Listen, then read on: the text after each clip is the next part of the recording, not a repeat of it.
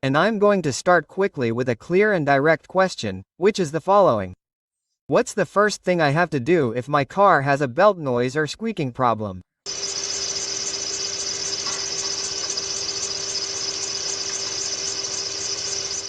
So, when we detect belt noises in our engine, the first thing we have to do is obviously go to the engine compartment under the hood. First, make sure the sound is actually coming from the belts.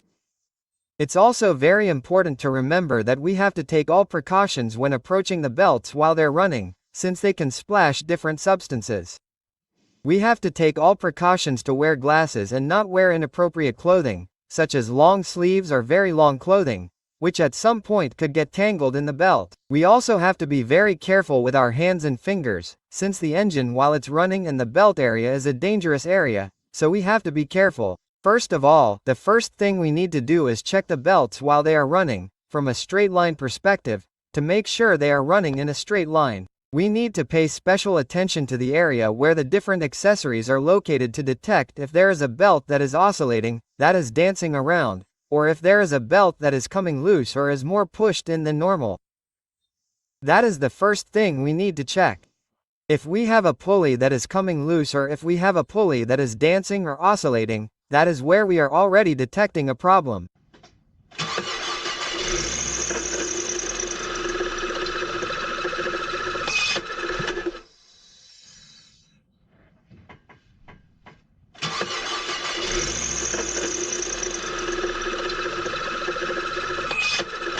So, before continuing, that is the first thing we need to check. Now, after that, the next step is to physically check the condition of the belts, both inside and out, with the engine off. We need to check that the belt is not cracked, that the belt is not too dry and that it is not contaminated, either by oil, coolant or another foreign substance that may be causing the belt to slip and causing those unpleasant sounds that belts make when they are slipping. For example, this one here, as we can see, looks good. Here I have, for example, this other one that is used, but still has an acceptable appearance, as we can see. But there will be other cases, such as this one, which, if we look at it closely, is already showing cracks, small cracks, which may be on the inside or on the outside, which indicates that, well, it is time to think about changing the belt. And a belt whose materials have lost their properties, already has cracks, is likely to be causing us noise. Of course, the belts. So, that would be the next thing we have to do, the condition of the belt. If the belt is cracked and dry, it is best to change it. If it is contaminated with oil, it is also highly recommended to change it. And when it is contaminated with oil, coolant or some other substance, not only will the belt be contaminated, but also the pulleys. So if we are going to put a new belt, we have to clean the pulleys, we have to wash them well, remove all the contamination they have so that we can put the new belt on and we do not have problems again. Another issue that we must review and that often causes noise in the belts is the belt tension. A belt has to be well tensioned, but not excessively tensioned so that it cannot be flexed to the sides. As for example, we see this one is tensioned, but it can still be flexed to the sides. And in this issue of belt tension, the tensioner obviously comes into play, and there are two main systems or two main variants in this issue of tensioners. We have systems like this one that have an automatic tensioner, which we simply have to retract and move to install the belt. We insert the belt, release the tensioner, and the tensioner will automatically provide the tension that the belt needs. These tensioners have no adjustments, they are automatic, and as long as they are working at 100%, while they are in good condition, they will provide the proper attention to the belt and we will not have problems with noise or squeaking. We also have another option, which are systems with a mechanical tensioner, an adjustable tensioner. It is not like this one, which is an automatic adjustment, instead, it has to be adjusted. Generally, 2 screws have to be adjusted to be able to remove the belt and put it back, making the proper adjustment. So, those are the 2 options that we have. In the case of systems that still have a mechanical tensioner, many times when noises occur and the pulleys are fine and the belt is fine, the problem is often due to lack of adjustment. That refers to systems where the tensioner is mechanical. Now, in systems like this, where the tensioner is automatic, what often happens is that the tensioner loses effectiveness, it starts to get damaged, it starts to lose strength and doesn't provide enough tension to the belt. So, depending on how damaged it is, it can start to cause this type of belt noise. For example, if it is already 70 or 80%, it is likely that it will start to cause noise, for example in the morning when the weather is humid or when the weather is very humid, for example, when the belt is splashed with water. In these scenarios, a tensioner that is no longer at 100% can easily cause the belt to slip in these types of scenarios, of course.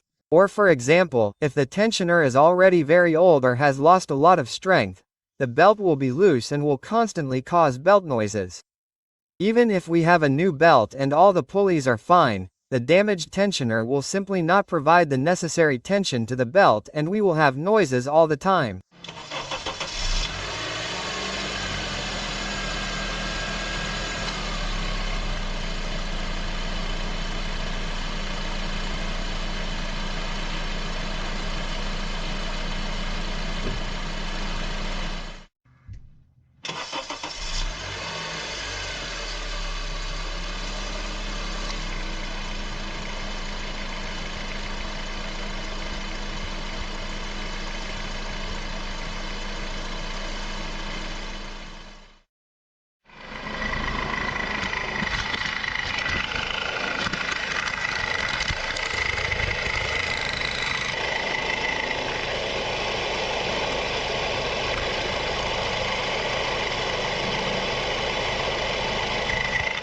Something else that we also have to check, once we remove the belt to do the inspection and look for the possible causes of the belt noises, or supposed belt noises, is to turn the pulleys, at least by hand individually, to make sure that the noise does not come from any of the pulleys, since when we talk about belt noises we can talk about different types of noises. Many are characteristic and look similar, but sometimes the noises can come from one of the pulleys individually, either because they are misaligned, because they are hitting something, or because they already have a problem with the bearings or the rollers in one of the pulleys. So it is also important to check that.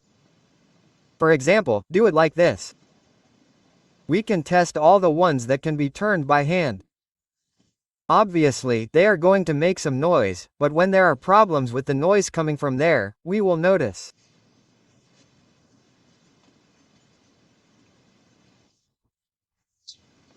We do this on all the pulleys, at least by hand, and that is when we will notice if we have any noise.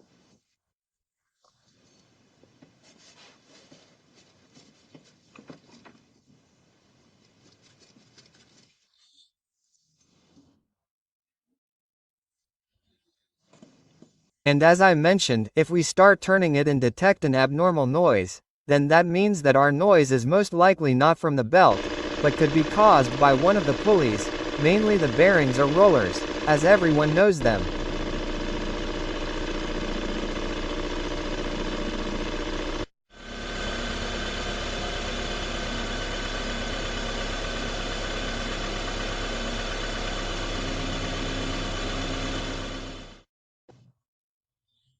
Well, those would be the main causes of belt noise.